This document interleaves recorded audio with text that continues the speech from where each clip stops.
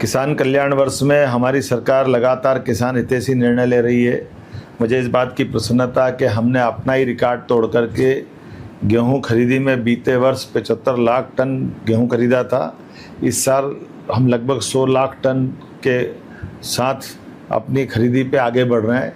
और अभी तक जो मुझे जानकारी आज तक मिली है, पूरे देश में सबसे ज़्यादा किसानों से अगर गेहूं खरीदा गया तो हमारे अपने राज्य मध्य प्रदेश में खरीदा गया है।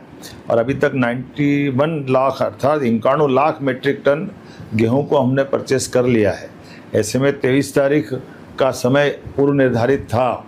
मुझे किसानों की ओर से बताया गया कि स्लॉट जिनने बुक कर लिए, लेकिन लाइन लंबी लग रही है, तो किसानों के लिए और गुंजाइश देते हुए हमने कहा जिनके भी स्लॉट बुक हुए हैं ऐसे सभी किसानों से हम माल खरीदेंगे।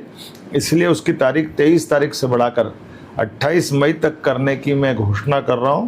हमारे अपने कमिटमेंट है किसानों के साथ, हमारी अपनी ये किसानों हितैषी सरकार है। किसानों के लिए किसान, गरीब, महिला, युवा, यशस्वी प्रधानमंत्री के नेतृत्व में हम चारों वर्गों की चिंता करते हैं। ऐसे में आप किसान भाई बहनों से मैं निवेदन करना चाहूँगा कि आप चिंता मत करो। आपके गेहूं का हमने जो स्लॉट दिया है उस स्लॉट में सबको खरीदने का प्रबंधन हम कर रहे हैं। यद्यपि हम सब भी जानते हैं कि वैश्विक चुनौती के आधार पर गेहूं भंडारण के लिए भी हमको बहुत चुनौती है।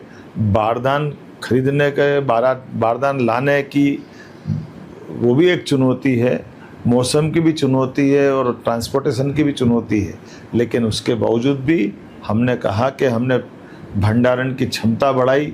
वेयर हाउस जितनी क्षमता से भरते थे उसको भी और ज़्यादा भरने के लिए हमने उनको अनुमति दी है।